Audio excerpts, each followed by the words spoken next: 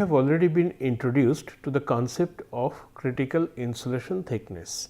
What we have seen is an interesting result which shows that when you add an insulation to a conductor, to a let us say a thin wire which is generating heat, what you would probably get is that an increase in heat transfer because of the presence of the insulator, which is counterintuitive. Normally, we would expect that as we add insulation, the heat flux would decrease. But in some special cases, we looked at the equation and equation of heat transfer between a current carrying conductor that is generating heat with an insulation on top of it, and we have seen that the heat flow from the conductor to the ambient can be maximized for a specific thickness of the insulation, which is called the critical insulation thickness. And we have also obtained a compact form, compact expression for the critical thickness of insulation, and we understood that this anomaly can be explained by the simultaneous increase in the heat transfer resistance when you apply the heat, as well as the increase in the surface area available for convection such that the convection resistance would decrease. So, this increase in the resistance to conduction through the insulator and the decrease in resistance by the availability of higher area, enlarged surface area for convective heat transfer, these two will provide an optimum at which the heat loss from the system would be a maximum, and the thickness where it takes place is known as the critical thickness of insulation.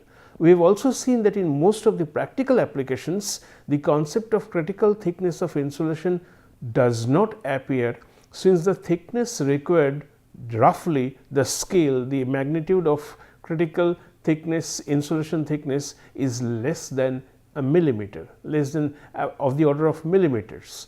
So, therefore, in practical systems we do not come across the critical thickness of insulation, but in some special cases, for example, in the case of a current carrying conductor, this could be of relevance.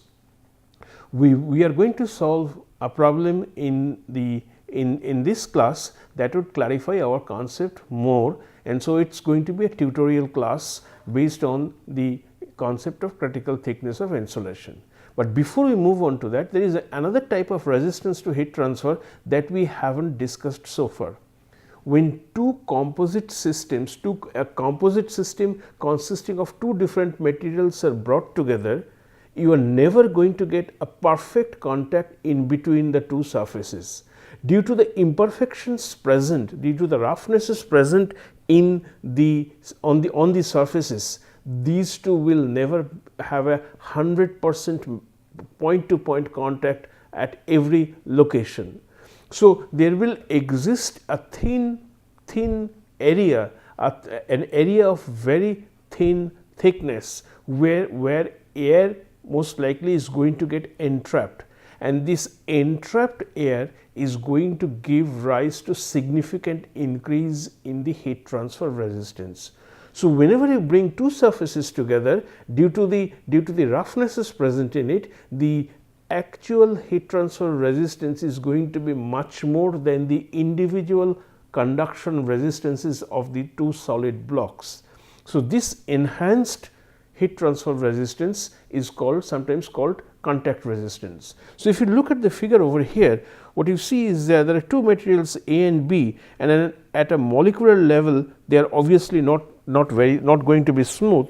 So, therefore, there would be some amount of air which is going to be entrapped in the spaces in between these two solid surfaces, and therefore, the temperature profile, if you look at the temperature profile, and if T A is the temperature on the A side of the interface and T B is going to be the temperature on the B side of the interface, due to the presence in low thermal conductivity air in between two materials A and B, there is going to be a temperature jump across this interface, and this temperature jump is expressed in terms of a contact resistance, which as per our previous understanding, any resistance is cause divided by effect. So, the cause is the temperature difference T A minus T B, T A minus T B, and the same heat travels through this. So, it is going to be T A minus T B by heat flux. So, when you do express contact resistance in this form, obviously its units going to be Kelvin, meter square Kelvin per watts. In practical systems, you most of the times you like to reduce the contact resistance. Some examples are when two surfaces are mated together so as to have very good conductive flow of heat. You do not want a thin layer of air existing in between the two. On the other hand, if you are using material B as in that figure as an insulator, then having an air pocket in between A and B can be beneficial as it provides an additional resistance. So, depending on your application, final application, the phenomenon of contact resistance can be helpful, or you may not want to have a contact resistance. So, the obvious question therefore is, what is going to be the value of contact resistance? The contact resistance values are significantly more in many cases than the conduction resistances of the two materials which are brought together.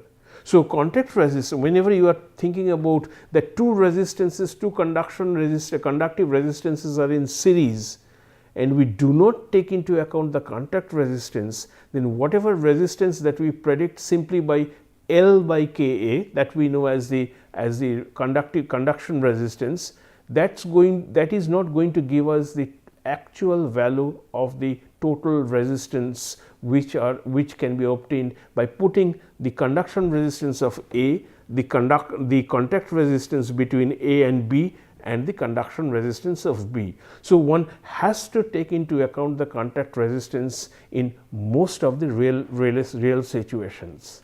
Now, let us say for some reason you would like to reduce contact resistance. So, how do you do that? The obvious one is based on common sense. You would like to make the two surfaces that you would like to combine as smooth as possible. So, one way of reducing contact resistance would be to make the surface very smooth. The other option is, if I am holding my hands like this, then there is definitely some air pocket in between. But if I press my hands together, then I squeeze out the air, and therefore having a higher contact in between the palms of my hands. So, therefore, in order to reduce contact resistance, one may also apply pressure so as to increase the area of contact in between the two surfaces. So, the two major options, two easy options to reduce contact resistances are to make the surface smooth and to apply pressure at the contact level. The third option, which is also used sometimes, is make sure that you do not have air in between the two surfaces which are brought into contact. You rather have an interstitial fluid that has a higher thermal conductivity as that of air. So, you may like to replace the air by a heavy oil with a high thermal conductivity. So, what you do is you coat the two surfaces initially with a heavy oil with high thermal conductivity, and then bring the two surfaces together. So, the chances at that point going to be that you are going to have oil in between A and B and not air in between A and B.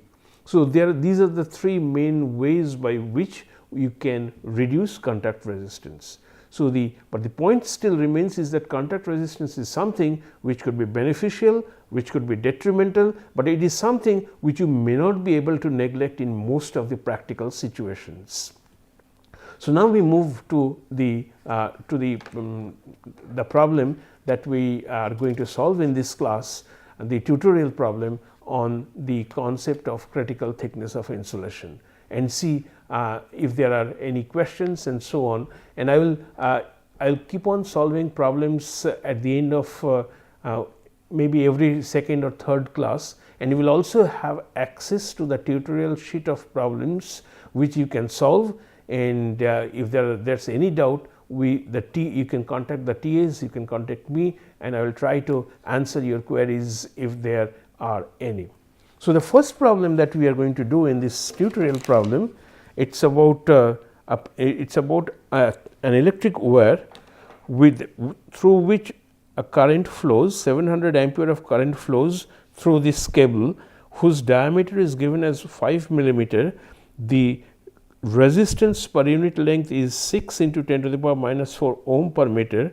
The electric wire is in an atmosphere where the temperature is 30 degrees centigrade, and the convective heat transfer coefficient from the outside of the wire to the atmosphere is 25 watt per meter square per Kelvin. The first part of the problem is, if the cable is bare, what is going to be its surface temperature? So, you just have this cable where this temperature T infinity is 25, T infinity is 30 degrees centigrade, and H is 25 watt per meter square per Kelvin, and you have a current which is flowing through this. So, at steady state, some amount of current is going to be produced, and this amount of current, this amount of heat has to be dissipated to the atmosphere by the convection process. So, in this case, your governing equation, heat generated, must be equal to the heat that is dissipated by a convection process. So, what is the heat generation in the cable? So, heat generation in the cable per unit length of the cable simply going to be I square R. So, it is 700 square times R, where R is the resistance per unit length, which is provided in the problem as 6 into 10 to the power minus 4 watt per meter. So, the unit of this would be watt per meter. So, it is the heat generation per unit length in the wire as a result of this much of current flowing through it, and you would see that this is going to be 294 watt per meter heat is generated in here. This generated heat 294 must be equal to the H A by L, where A is the area. So, it is pi d L by L, area per. So, this is the heat which is lost by convection per unit length, T of the surface of the wire minus T infinity. So, your value of H is known, which is 25, T infinity known. So, you would be able to obtain Ts of the bare cable surface to be equal to 778.6 degree centigrade. So, that is the answer to the first part, which simply gives you what is going to be the cable surface temperature when there is nothing on it. The part 2 of the problem says that a very thin insulation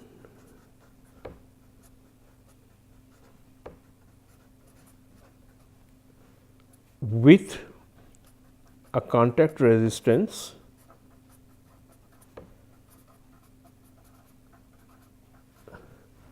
of 0.02 meter square Kelvin per watt is applied on the cable.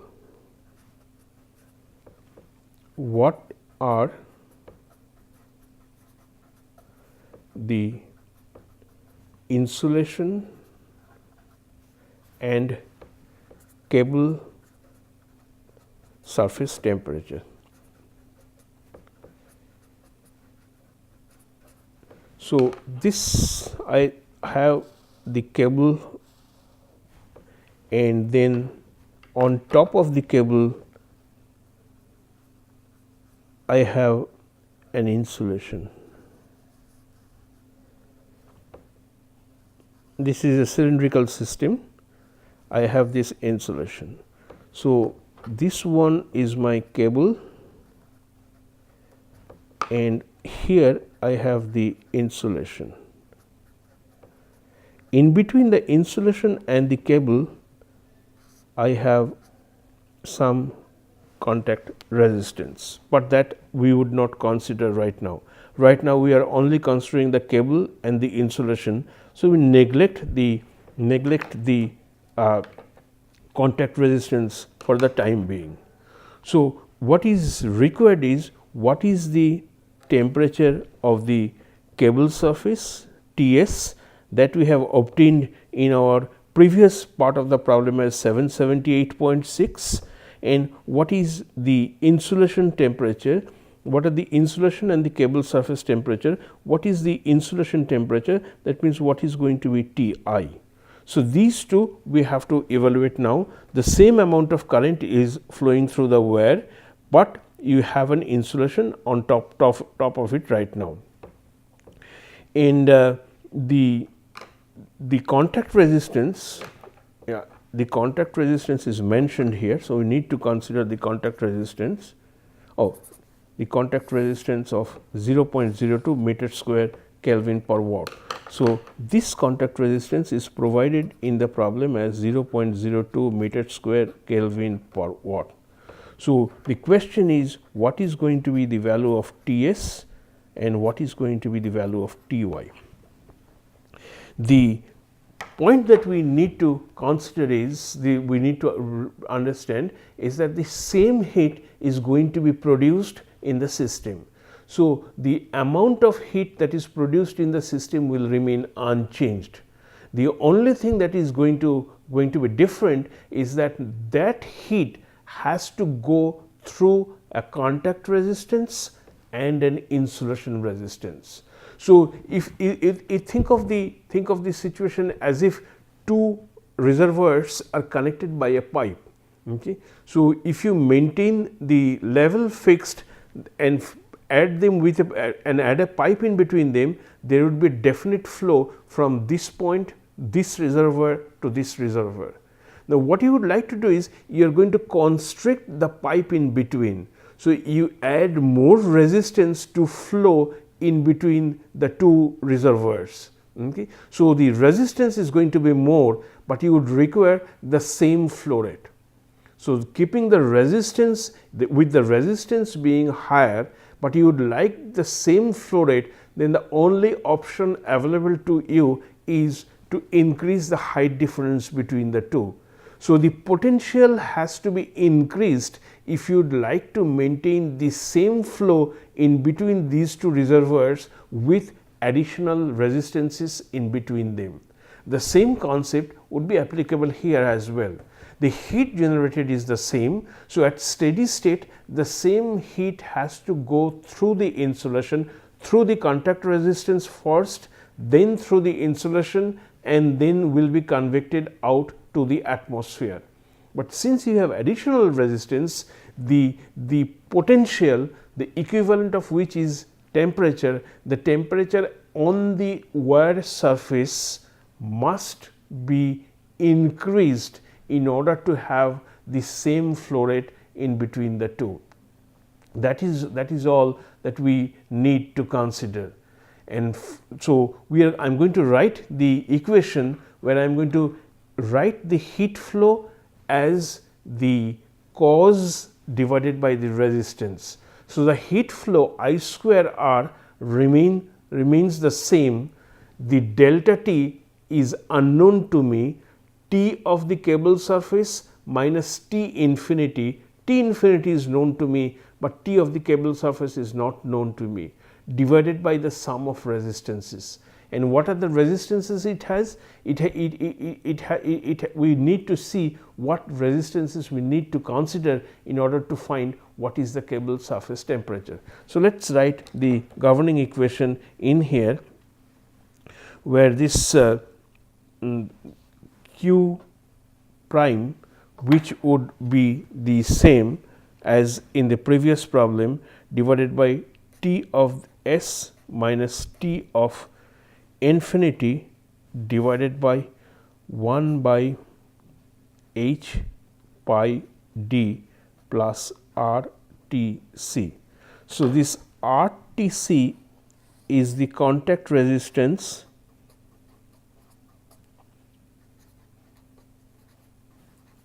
and what contact resistance, and since everything is expressed in terms of per unit length. So, this is contact resistance per unit length,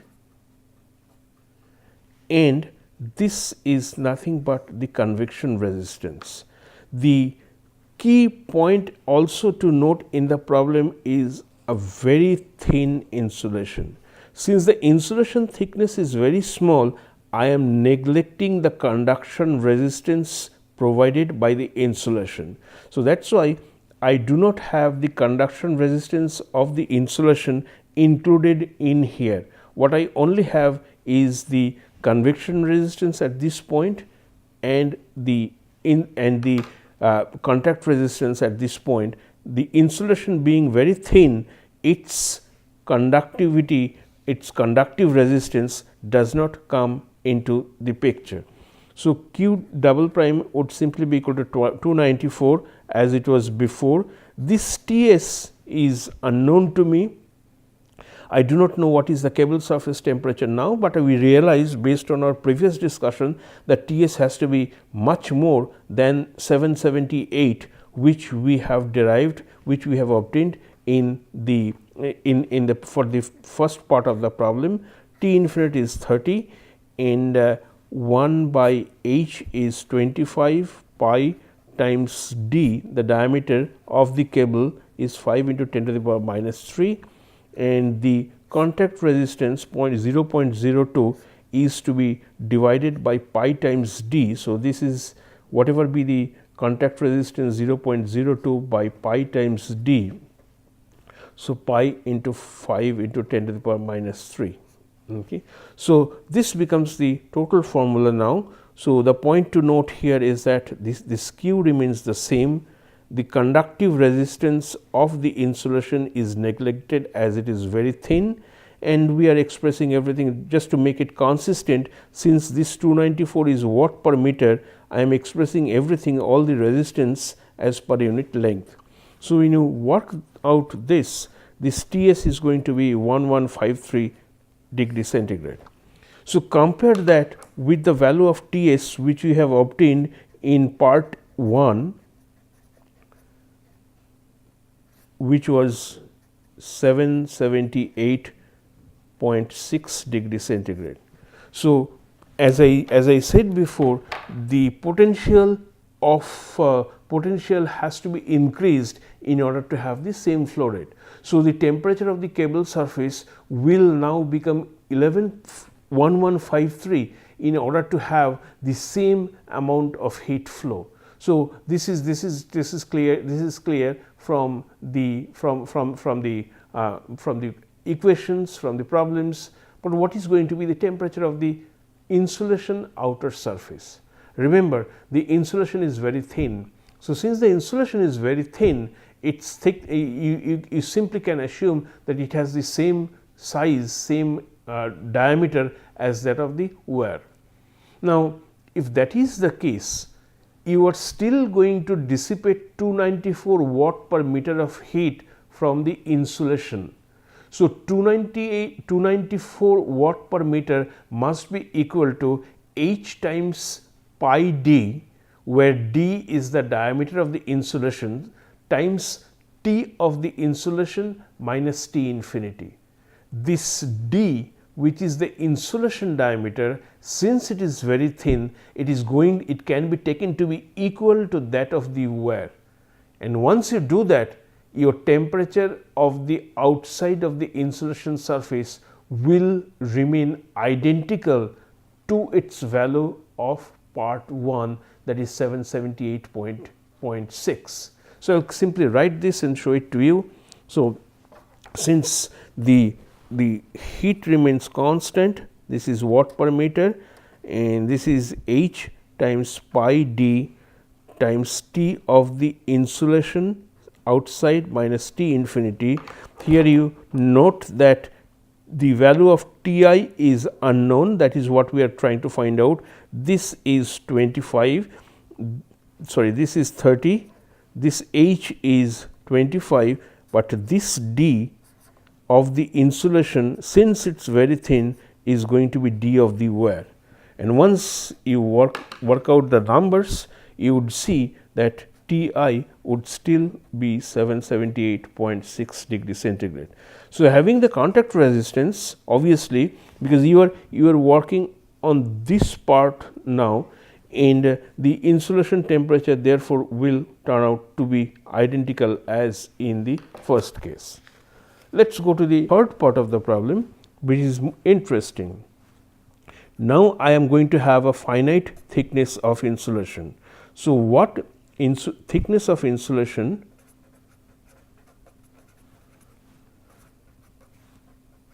and now I am specifying the value of the K thermal conductivity 0.5 watt per meter Kelvin will yield the lowest value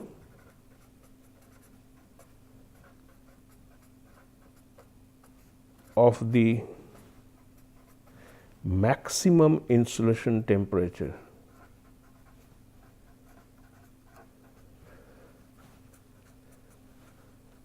This is, and associated with it is what is the value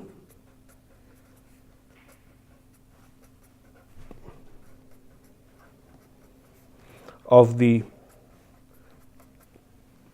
temperature when this thickness is used.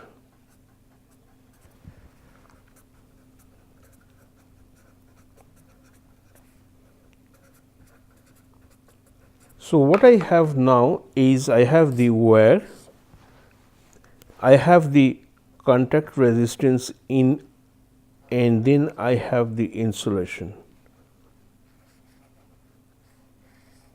This insulation thickness is now finite. So, here I have contact resistance, here I have conduction resistance,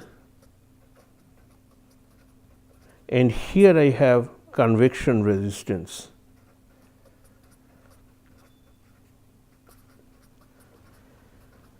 Now, if you look at this figure, it is obvious that the maximum insulation temperature, no matter whatever you do, is going to be at this point, at the surface where it is connected with the wear in presence of a contact resistance. So, we are trying to find out what is going to be the maximum value of this contact resistance.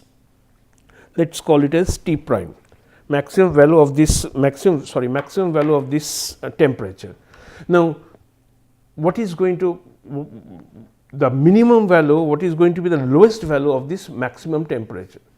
Now, the maximum temperature, again I use the concept of two reservoirs, and somehow instead of increasing the resistance of the pipe in between the two reservoirs, I am decreasing the resistance in between the two. So, as I decrease the resistance in between the two, in order to have the same flow rate, now I can reduce the height difference to be provided. If I increase the resistance, I have to provide more, as I have explained before.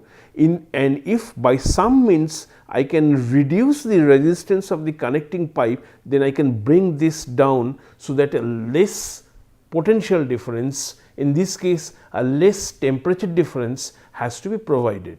So, how do you reduce the resistance of heat flow when you have an insulation on a wear? Obviously, the least resistance possible is going to be this at this situation where you have the critical thickness of insulation, because based on our previous discussion, we know that when the insulation thickness reaches a critical value, the resistance will become minimum, and when the resistance is minimum, then I can work with a lower potential difference or a lower temperature. So, coming back to the figure over here, when the thickness of the insulation is equal to the critical insulation thickness, then this T prime is going to have a minimum value.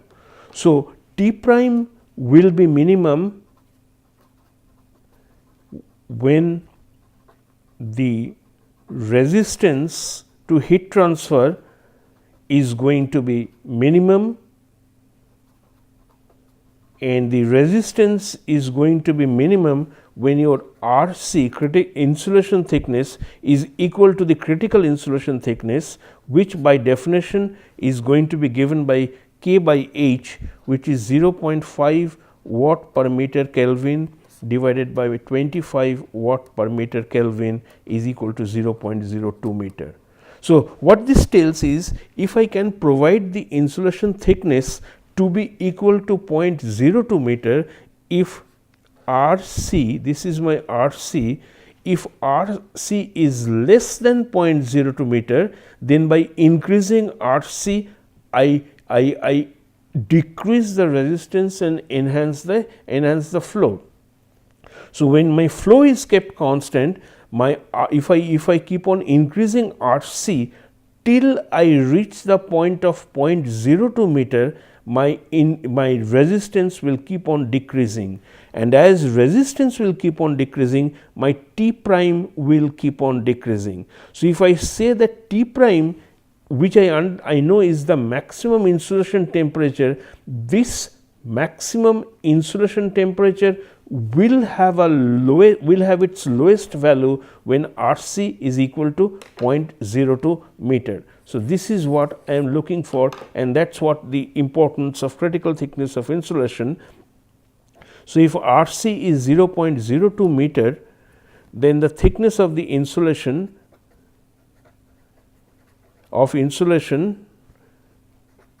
would be 0.0175 meter. So, when you provide a thickness of insulation of 0.0175 meter, by definition your temperature at the inner surface of the insulation is going to be the least of all other situations, and let us find out what it is going to be.